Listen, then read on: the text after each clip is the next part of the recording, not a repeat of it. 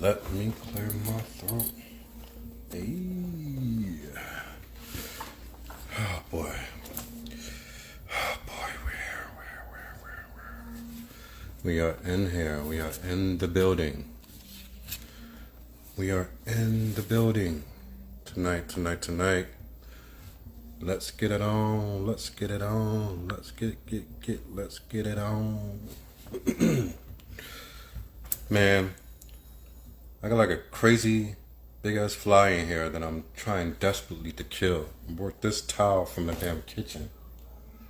I got one, but the second one, I don't know what the hell, man. Alright, come on, let's get everybody up in here as we do this tonight. Marriage Mondays, whatever you want to call it. Oh man, we got to talk about it tonight. We have to talk about this tonight. Oh, let me make sure she didn't do what I think she did. Alright. I can't do it like that. So let me do it like this. Alright guys, what's up, man? Y'all know what we talking about tonight. In case you ain't see the post, what we're talking about tonight. Damn, what are we talking about tonight? The marketplace. There was a company that had a monopoly on black men.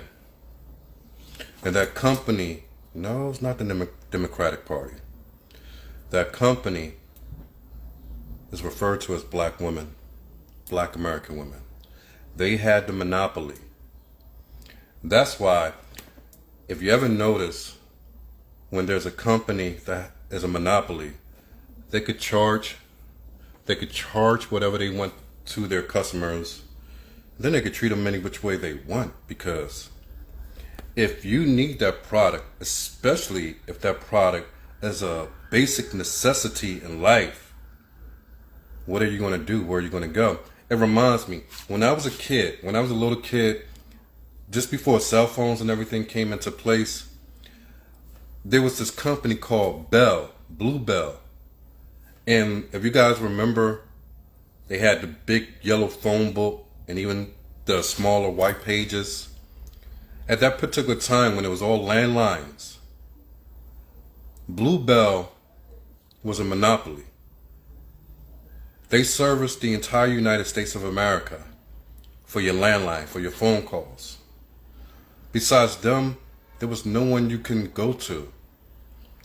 And let me see, there was many days, a lot of people went through this. People running up the phone bill, calling across state, not even across country, but calling across state to the next state or whatever state. And you would get like 10 times charged what you would normally get charged locally. So phone bills would be stacked up. Man, I've been through that. My grandma wanted to whip my ass one time for that. But yeah, it was a particular time that you couldn't call the next state for free. You can only call locally for free. But all that changed. Later on down the line, you had AT&T come into place. AT&T, the phone company that owns Vodafone even. Then you had the likes of Verizon and so many others. But that was more so, AT&T, I think, was the first competitor with Blue Bell, if I'm not mistaken. Once Blue Bell was no longer monopoly, because that's the way the laws were set at that particular point. You weren't allowed to compete with a monopoly. But when those laws was taken away, those provisions was taken away, so much competition came into play. And what that competition did was one thing. First and foremost, it made Blue Bell or Bell drop the prices that they were charging to their customers. So then AT&T would come in like, okay, we're a new phone provider for your landlines. Not only are we going to give you similar charges towards your bill, but we're going to allow you to call nationally, state to state, no additional charges. So what does that do? Now Blue Bell has to change its whole whole way of operating. So now they have to, in order to compete with the new competitor, drop from that charging you 10 times a ridiculous amount to call to the next state. So then that new competitor say, okay, you want to do that? What we're going to do, we're not going to charge you anything extra to call to another state. Then Bluebell, they got to do the same thing. Then all of a sudden, it's like, you know what? We're not going to charge you for every single call. We're just going to give you a flat rate fee. And no matter how many phone calls you call locally or nationally, it's all the same price. What happened eventually? Eventually, all these competitors was coming into place. And Bluebell folded. They were once a monopoly. But this phone company that provided landline services, that at the particular time nobody thought anyone could compete with them. But once competitors were allowed to come in and compete, Bluebell folded. They no longer exist. Now you have the likes of Sprint, AT&T, Verizon, and locally you got a ton of different ones. Cricket, Wireless, Metro, whatever. So now it reminds me of what's happening now. That no longer do black women have a monopoly over black men anymore. You see, those provisions that were protecting against that monopoly are no longer there. And it started with the internet. Yeah, before that, people could go overseas and travel. A lot of people did it in the military. You know, if you was in the military, you had the opportunity to go and travel and see the world and see different cultures of women and see that what you was brought up in is not particularly all there is to look forward to. So now with the internet, and then with all the IT advancements, such as the apps like WhatsApp, which freaking suck. I don't even use WhatsApp anymore. If you guys listening, use Telegram. Telegram is the next best thing up and coming. The world's past WhatsApp in the next 5 years. So get on board with Telegram. Of course, we know about the Facebooks. Now Instagram, Twitter, what is the other one? TikTok, YouTube. So now with these applications, we could connect with people all over the world. And eventually, see, I've started this over a decade ago. Nearly a decade and a half. I realized that I could pick up and go and find just as good, if not better, elsewhere. And particularly better, because no one wants to pick up and go and find the same thing that they already got sitting at their table as is. So,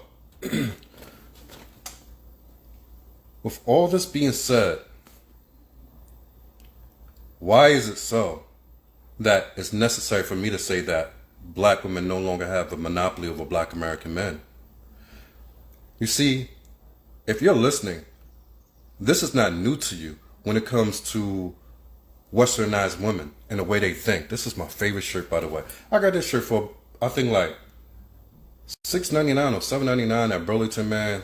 This pop-out shirt is like my favorite shirt in my entire closet. I don't care what nothing costs that I got. This is the most comfortable shirt that I own. But I'm just waking up today.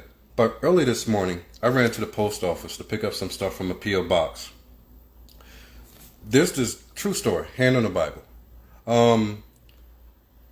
There's this guy there, cool as hell, black American guy. You know, he got his dress and everything. Cool as brother.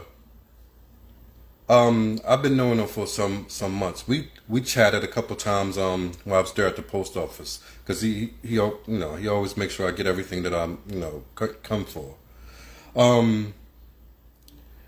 And we spoke about this in a longer length of time months ago. But today, this morning, when I come there, as I'm getting handed my Amazon packages, it was something for my daughter. One of the packages was something for my daughter that I ordered from Amazon.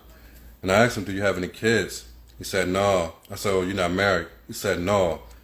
And before I can ask anything else, he said, I'm going to speak as closely to the words that he spoke to me. It might not be perfectly verbatim, but I'm going to try to get it to the best of my ability.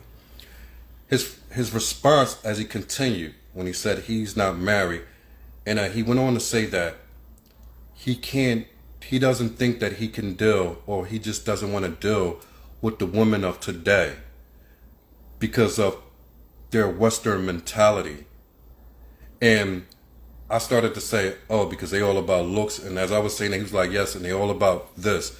And basically, I forget the terminology, but it was basically to say that their minds and character are completely corrupted.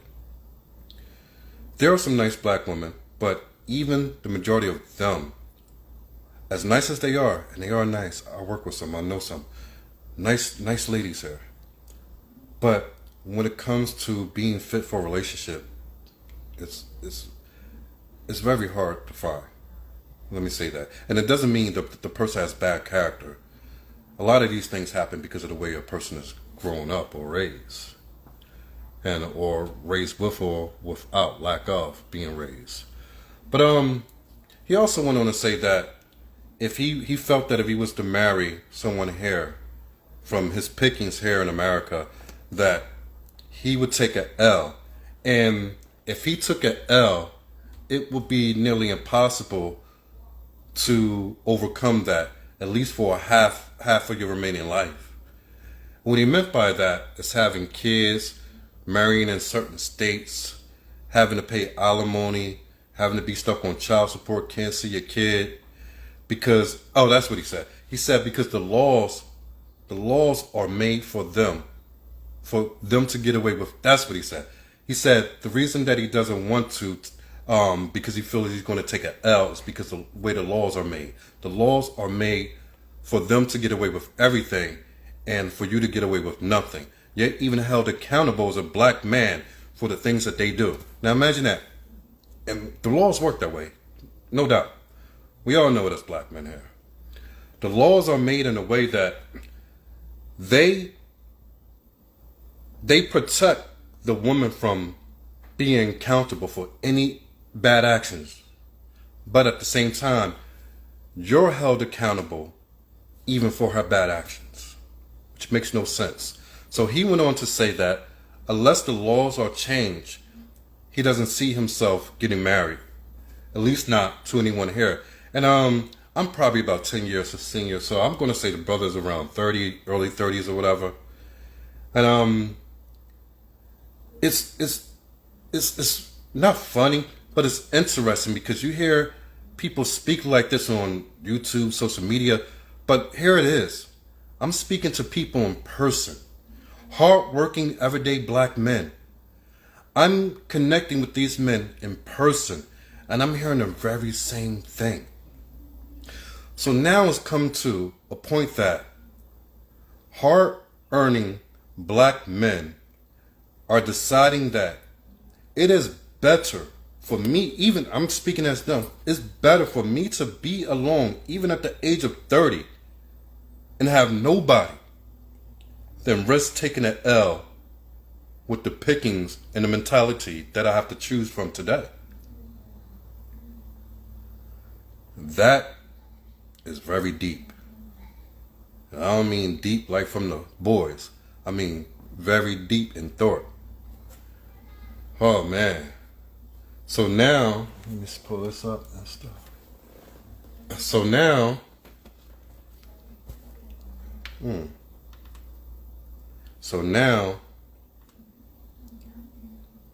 business is open. Competitors are popping out from every angle.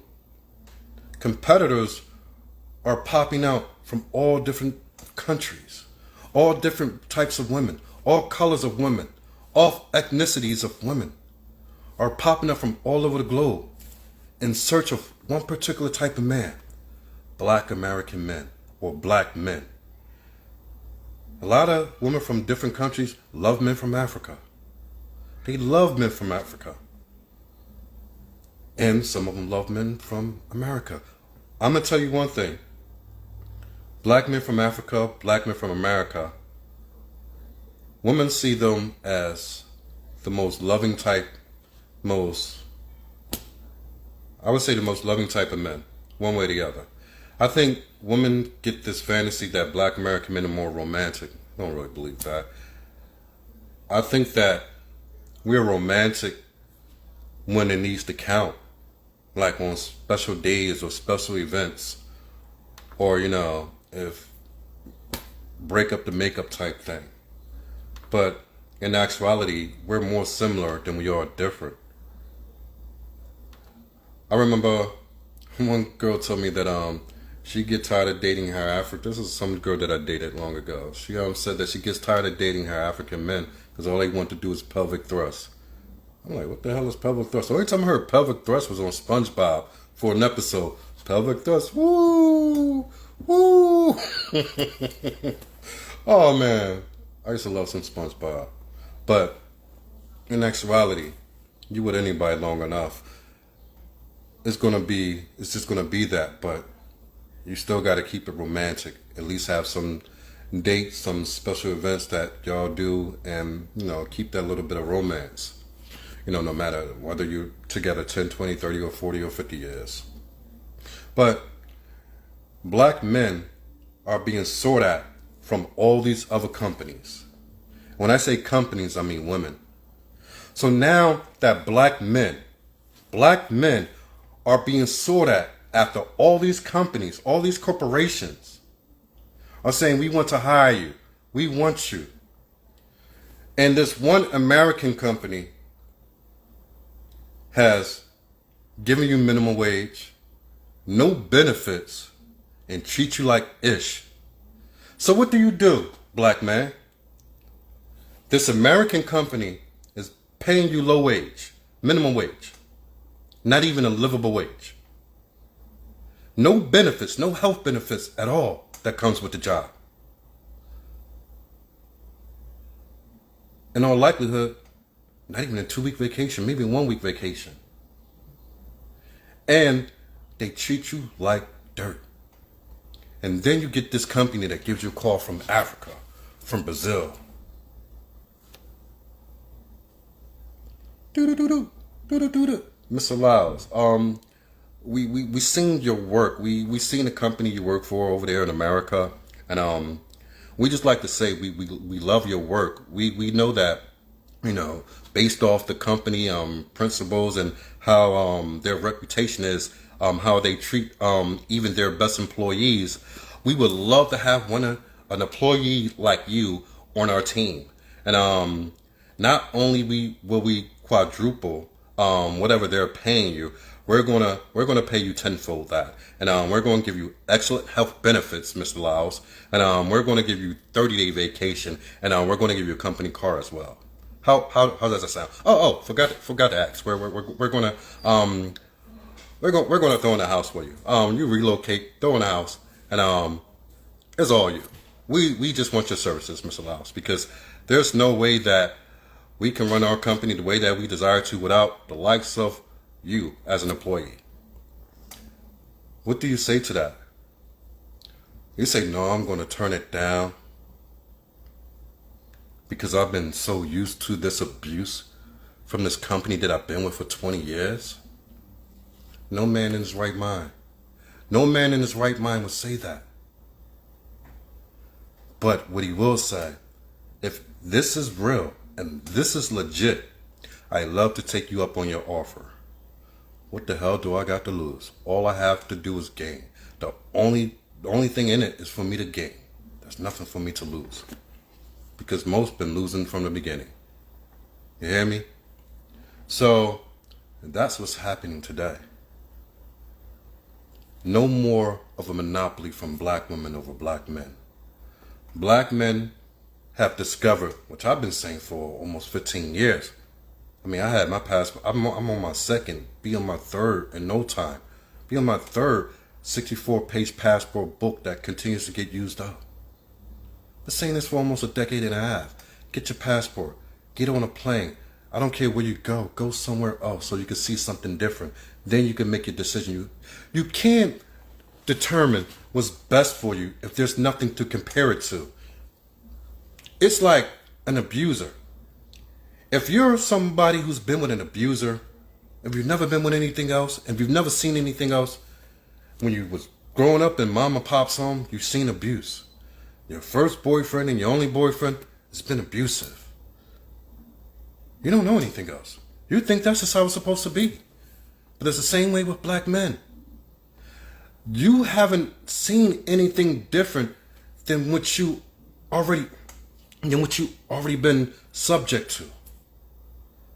Until you get out there, out of this country, out of these borders, and see something else to compare it to, how would you know what's best for you?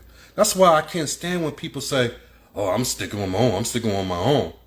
Dude, because you don't know any better. And some of those people are not really qualified to deal with anything else. Because a lot of those people are weak to begin with.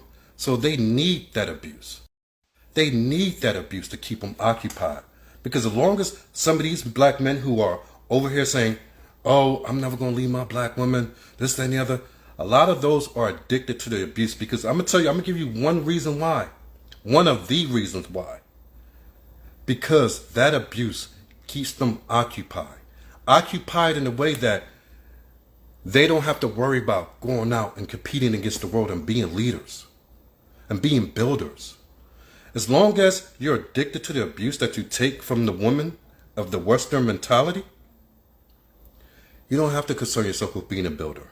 You don't have to concern yourself with being great. Because that takes up all your time, effort, and strength. That's why I say, until you have something to compare it to, and that's for the productive men that I'm speaking about. Because the non-productive men will tell you all day, I'm only dealing with my women. I'm not leaving here. I'm not leaving my country to go see anything else. I'm not doing that. You know what I mean? B1, FBA all day. FBA all day. Because they're non-productive. They can't produce know-how. They barely could get off their couch and produce anything from their couch to their employer. So pay that no mind. They're not relevant. But those who are relevant, many are the ones who are seeing the effects of the crashing of the monopoly that black women had over black men. And they're answering the calls from all these companies and corporations around the world who are calling them saying, hey, Mr. Smith, I'm here in Philippines. I'd like you to come over here and see what we have to offer you. We'd like to put a job offer on a table for you. And you could compare it to what you have right now and make your choice. It's all up to you, Mr. Smith.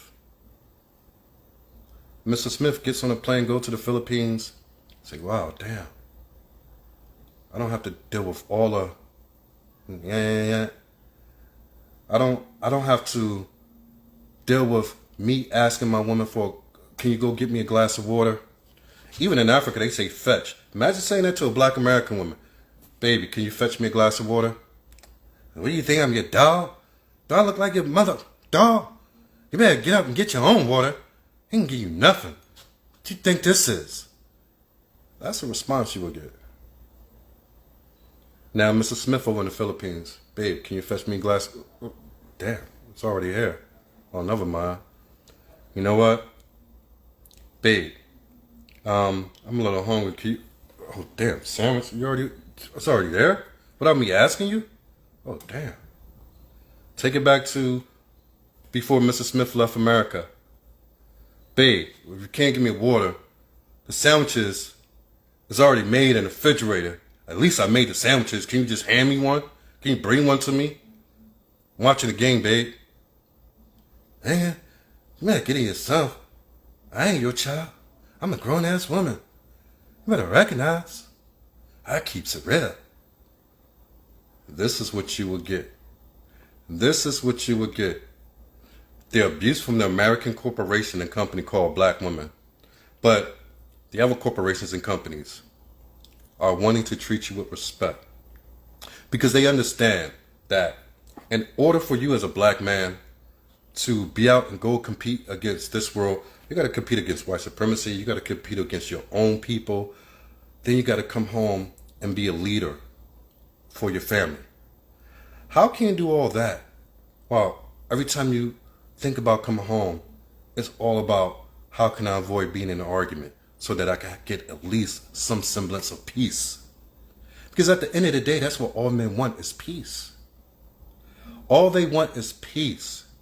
But you see, this Western 304 mentality is built and molded to keep you as a man from having peace. Yes, I said it. Feminism 304, modern woman mentality is built and molded so that you as a man can never have peace. That's why once this company was crushed, once this monopoly was crushed, black men in droves began to get their passport and get on these planes and venture out to see other women. It might not be the first country, it might be the second country that takes you. It could be the third, fourth, or fifth. I don't know. What I'm saying is, you never know unless you have something to compare to. You never know what's best for you if there's nothing to compare it to. That's like somebody asking me, do I like Pepsi or Coke? Well, damn it, I worked for Coca-Cola all my damn life. I ain't never tasted what Pepsi tastes like. So I'm just gonna have to say Coke, cause man, when I drown that Coke and I get that, woo, you know how you drink that mug real quick as hell. A nice cold can of Coca-Cola, you take it, you get that, woo, that chill. It's like a little high that it gives you or whatever. But that's all you know. It seems good. But somebody might be like, so you never taste Pepsi? Like, no. What about this fresh squeezed orange juice over here? Fresh squeezed orange juice, what's that? Orange, all I know is orange drink. I know orange drink. Like, no, dude, not orange drink. Fresh squeezed orange juice, Tropicana style. Nah, I ain't never had that. Like I said, all I like is Coca-Cola. But they want to offer you a glass of fresh squeezed orange juice. Not only does it taste better, it's better for you. Internally, it's better for your health, better for your mind, better for your emotional balance. All around better for you. Now that Coca-Cola, that first gulp of it might seem exciting. Dealing with black women today might seem exciting. Yes, it is. It's exciting. Just like that can of Coca-Cola. I love that rush because you get a rush from that Coca-Cola. Just like black women. Today's black women, you get a rush from them. But internally, like that Coca-Cola, it's destroying you from the inside. There's no health benefits to it whatsoever. It's destructive to who you are. It's destructive to your soul. But because you like that rush, that excitement, you never had anything else to compare it to. Because that nice glass of fresh squeezed orange juice is not going to give you that exciting rush like, ooh, oh. Then you go into depression mode like you do with the Coca-Cola. That glass of orange juice is going to go down nice and slow. Then you're going to feel the cool benefits as it runs through your body. It's like, man. Then you all relax. Then you sit back in your chair. You're like, oh man, what is this? Like, you ain't getting a rush, that excitement from the Coca-Cola, but now it's like, man, this feels good. I've never had fresh squeezed orange juice before. Like I said, all I had was orange drink. But this orange juice that you gave me, man, something delicious, something that I get used to. And you're telling me that it's healthy for me? And it's going to help me live longer? It's going to help my internal organs? Oh, man. I don't know. I just might have to give up Coca-Cola for this. I might have to give up on that orange drink for this. It's because I've just never experienced anything like this before. Maybe that excitement, that exciting rush that I was getting from all the acidity and all that from the Coca-Cola, maybe it's not good for me after all. And that's what's happening. That's what it's like. So again,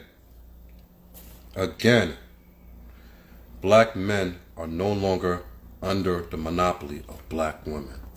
They just are not. And you have to understand, even though the younger generation changing a little bit, even as we speak with the younger ones, a lot of 20, 21-year-olds, a lot of those were still raised traditionally. So in retrospect, it's not enough of the younger ones today, at least, to really change the scope or the reputation of our sisters over in Africa. It's just not. So in return, or in regards to it, a man is going to have to look at it like this. Excuse me. A man is going to have to look at it like this. What are the benefits of me staying here versus the benefits of me going there and searching for a wife that I can build with? Well, like I said with the brother today, he made clear that because of the atmosphere of women today in America and black America, and it wasn't just a black America, it was just women, period. I don't care if you're white, Asian, whatever. The westernized woman, the westernized mentality, as long as that is the atmosphere that it is today, as he said with his own lips, his own heart and his own mind, through his own soul, I have no interest in being married to any of these women. Good brother, hard-working brother. No interest in his own woman anymore. So Steve, I remember our last conversation. I know what you told me. I know what you told me, and I'm looking into it. I'm thinking about it. So now I got this brother thinking, you know what? Maybe Steve might be right. Maybe work at the post office. You can have your passport in no time. You know the procedure. You do it all day for others. No excuse not to have that passport. Maybe I should get that passport. And on my vacation time, maybe I'm gonna research a few countries, and make a decision and go up, link with a few people, whether it's a tourist or whatever, and see something different. Because it makes no sense as a 30-year-old man to be wasting your years away. And if you're building your wealth up, nothing wrong with that. But in the meantime, get an idea of what it is that you're building for. Because if you're building with no insight of who you're building for, because it can't just be yourself. Life is not about that. Life is about relationships. And that's why you find a lot of miserable people today. Because no matter what these 304s and everything, Instagram models as they call themselves, no matter what, when you live for yourself, you're always going to be in a state of misery and depression. When you live for others, when you live for the benefit of relationships, and don't mean all sexual relationships, but relationships in general, relationships with people. When you live for that and you identify that's what life is about, you deal with less depression because you know that it's not all about you. So the same thing with that particular guy, or anybody for that matter, that even if you're not out here mixing with company, you have to have a semblance of who you're building for. What type of woman do you desire? What type of woman do you desire to be the mother of your children so that you can build your legacy through your children?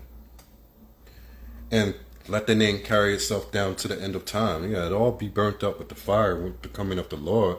But he put us here for a reason. He put us here to accomplish things. So we're not supposed to just sit here and just exist. That's not what we're here for. We're not here just to exist. We're here for a purpose. And sometimes we have to understand that our purpose, we're here for a purpose, all of us, but sometimes we could be made for a purpose that's bigger than what we understand. And when I say that, what I mean is that we could be the one who bring our seeds into the world who might do way greater things than we could ever imagine. that God had set aside for them to be. So that's why I say it can't just be all about us individually. When we think like that, that maybe even if I feel like, okay, I have accomplishments in this world, and I look forward to have even greater accomplishments and greater influence. But even with all of that, it's very probable that through my seed, through my loins, God is going to bring in a seed of mine that would do greater things than I could ever imagine. Because by the time I leave this earth, technology would be way advanced than what I can comprehend today. So that's why I say that it can't just be about us. It has to be about something bigger. And it's not always going to be something that you're going to directly benefit off. You're not supposed to concern yourself in that way. You're supposed to concern yourself with building and being a builder and bringing forth a legacy that is going to bring something positive and constructive into the world today. But staying on subject, that's what it is. I think it's safe to say that the company called Black Women or Black American Women has filed for bankruptcy as of 2022. And now they're in bankruptcy. And I don't see any banks being other races of men. I don't see any banks coming to give them any loans to save them. Looks like the banks are just going to let that company called Black American Women just go underwater, completely crash, have to shut down shop. And when that happens, all that's left to choose from is Pookie and Ray Ray's. It's like going from a high corporate store like, what's that store that they used to talk about that's up on City Line Ave? Like a Neiman's Market, if I'm saying it right. High-end store. It's like doing so bad as far as sales are concerned over the course of years that now the only thing you could turn your building into is a dollar store or the $1.25 store as we know it now, or Five Below, $5.50 below. So you went from a Neiman's Market to Dollar General or Value Dollar. And that means that your only customers now that you could bring in are the Pookies and Ray Rays, the deadbeats of the world. Don't even have to be a deadbeat dad. It could be a man without children. Still be a deadbeat. Unproductive. Non-leader. Because believe it or not, you have a lot of men, and this is all over. You have a lot of men who desire to be with a woman who will lead them. Like I said, women are not qualified to be leaders, but you will have men who are so afraid to be men because they've been under their mommies their whole life and no real father figure, that they desire and they look for women. They look for women purposely who are bossy, who are assertive, aggressive, in order that they could be led by them to take that load of responsibility off, because that is a heavy load to carry. A man carries a heavy burden. To be a man is a heavy burden in itself. And that's why a lot of people cop out to it. And they run to these type of chicks who are working jobs better than they are, making more money than they are, and put themselves underneath that. The Bible says, if a man has found a virtuous woman, he has found a good thing. And I will add to that, if a woman finds a leader, provider, and protector of a man, she has found her very reasoning for being on this earth. Say it again. If a woman finds a man who is a leader, protector, and provider, she has found the reason of her being here on this earth. Because through that man, she is serving God properly. It's impossible for a woman to serve God properly without being under the leadership of a man. It's in the Bible, but it should be common sense. But we don't have that today. The world is a tragic thing. That's why, as hard as a lot of brothers think it is to find a traditional wife, which is not really that hard at all, it's just that you're not looking in the right places.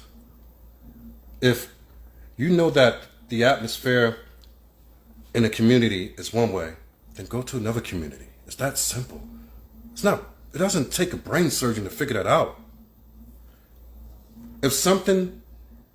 If I'm in this group and this group is operating opposite of what, I desire,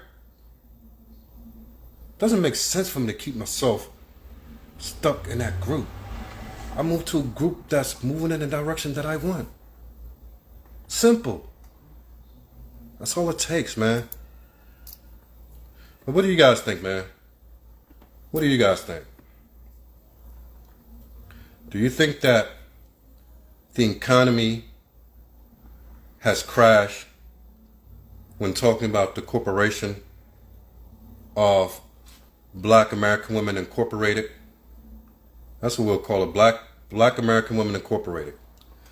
Black American Women Incorporated is filed for bankruptcy, and there are no banks to bail them out. Will there be? Or what can happen is this, not likely to, but what can happen is this, that they realize that their men are leaving in droves. Oh man, I am sweating. I turned the AC off because I didn't want any noise, and I turned the fan off. But I gotta turn the fan off.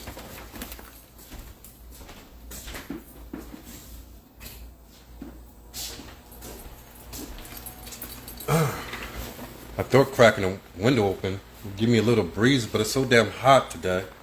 It's like 88 degrees out here. It might not be a lot in some parts of Africa, but that's a hell of a lot here. Ooh, ow, ooh, what the hell is that? Just got a cramp in my leg. Oh man, I got a cramp in my leg. Oh man, that is not nice. All right, guys. So, I was saying, before I go, I said the one thing that could happen, but I don't think that it's likely to happen. Oh man, what the heck did I do to my leg? I just got up. Oh. Black women could see their men leaving in droves, and they could say unto themselves, you know what? We got to get it together, because what we've been doing, this feminism, this 304, this modern women mentality, it hasn't been working for us. And it's forced. First, the men left the church. That's why there are no more black men in the church all over. Because that feminism and all that nonsense, and that 304, all that stuff made its way into the church. And men, see, this is why I say, well, the Bible says, but this is why I also say that men are the only ones who are qualified to be leaders, because we could see things happening before they happen. When the men started to leave the church, they foreseen what was happening. They could see what was happening around them, but the women couldn't. And now the women are sitting there, standing, looking around like, damn, where did the men go? Men, we see things. We see things that women can't see. We can identify danger around us before you guys even know what's going on. And that's why, again, that black men have left the church years ago. I don't know what the hell's going on with my leg. Oh, man. But black men have left the church long ago. Let me elevate this thing right on my desk. Oh, that feels better. I don't know, but let it not be nothing serious. But, yeah, so with that being said, the likelihood of black women turning around and looking at their African sisters. Oh, one more thing I wanted to bring up. One more thing that I'll bring up.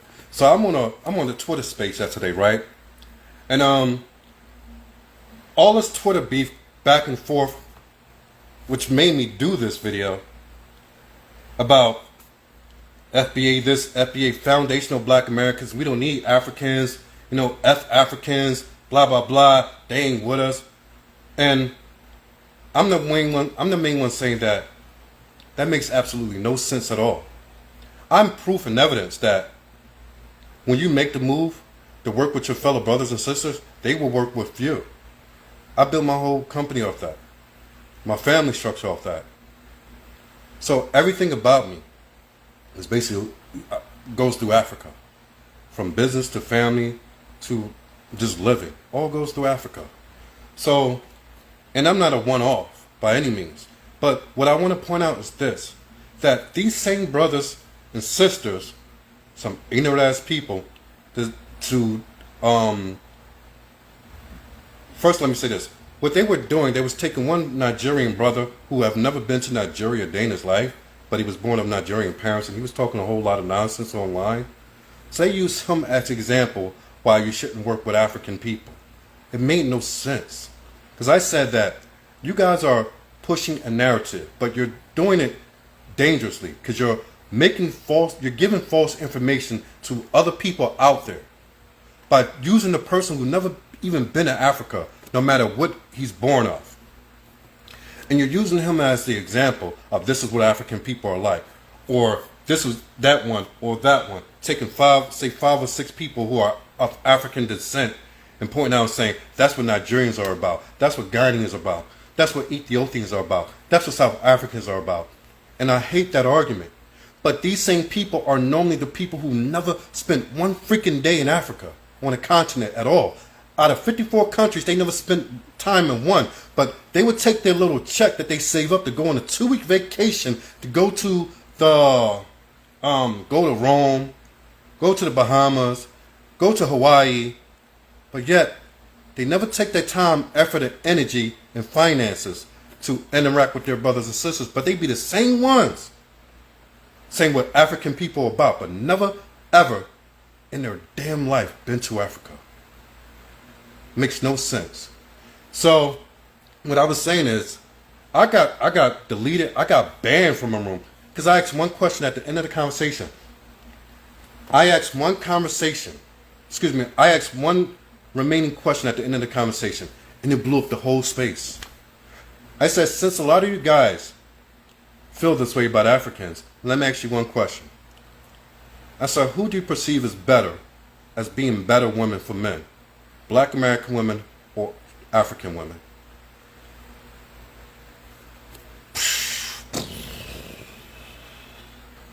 No, we're not going to do that. We're not going to do that. I should have been right on the space playing it for you. We're not going to do that. We're not going to pit African women against black women. No, we ain't here to do that. We ain't here to do that. No, you ain't going to do that here. Oh, just because this brother got African woman, he think he could come on here and talk like this. All I asked was, who's better? Because you spend all day talking about how African people are this, and as FBAs, as foundational black Americans, you're so much better. You spend all day talking about how foundational black Americans are better, done more than African people. But when the question is asked, well, whose women is better? Who have better women? Who women are better fit to be wives? It blew up in their face. They went berserk. I didn't understand it. But then again, I guess I do understand it. Because they understand it. They know the answer. The fact that they know the answer to that has made them blow up the way that they did. They know the answer to it. People dumb, but they ain't that dumb. They ain't that damn dumb. I'm saying dumb. They ain't that dumb. Now I sound dumb. They ain't that damn dumb. But yeah, man. So I say like this.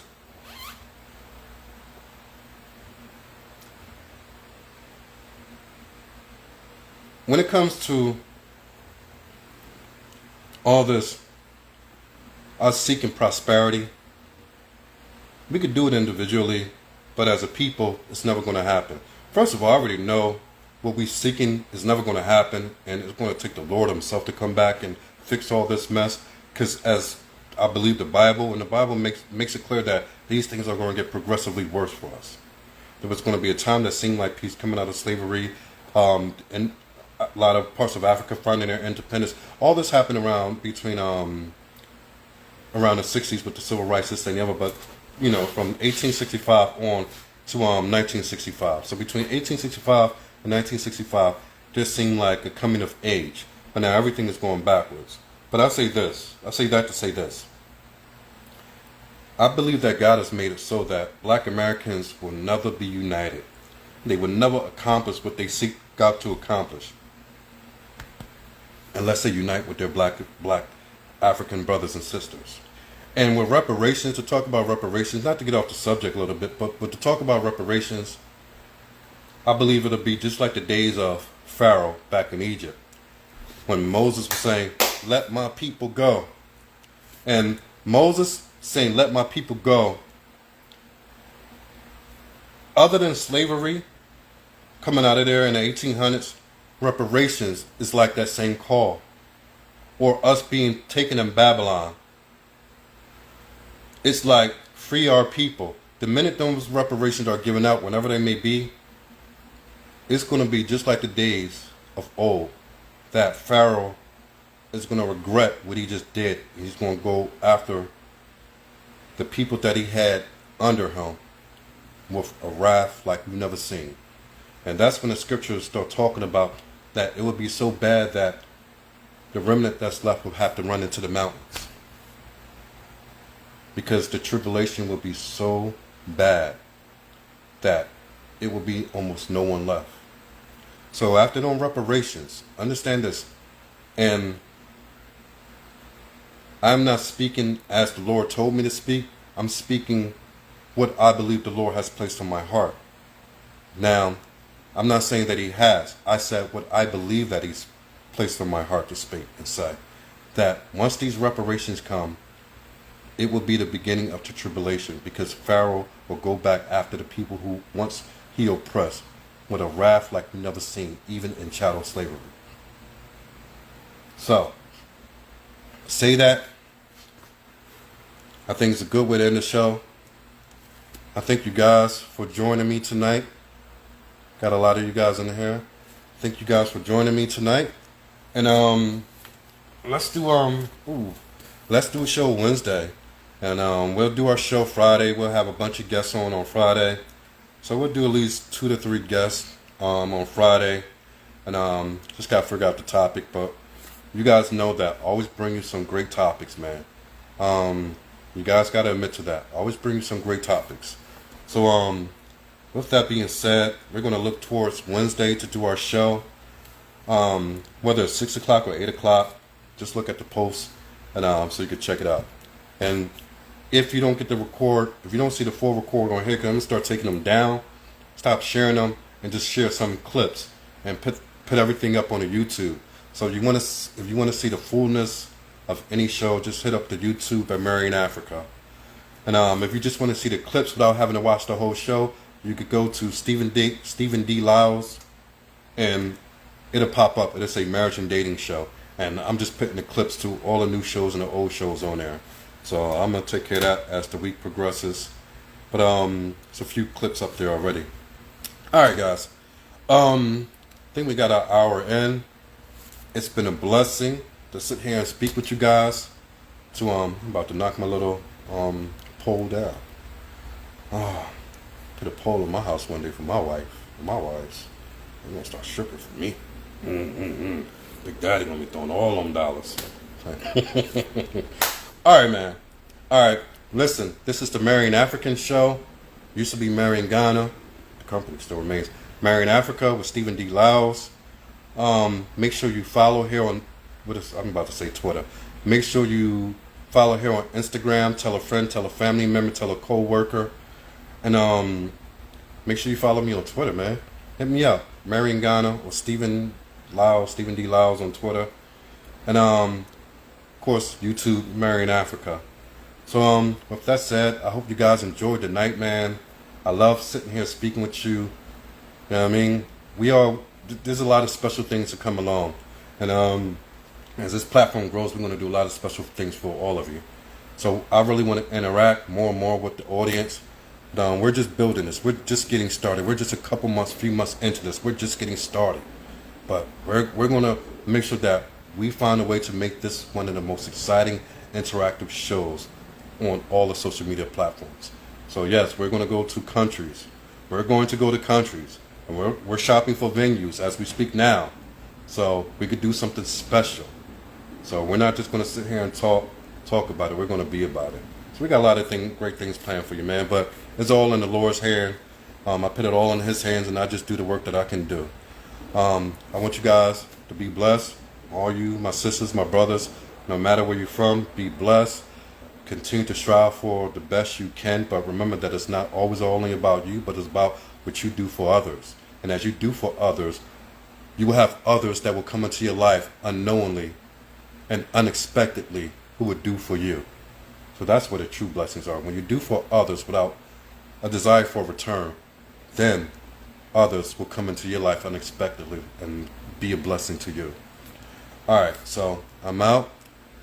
I want to say good night.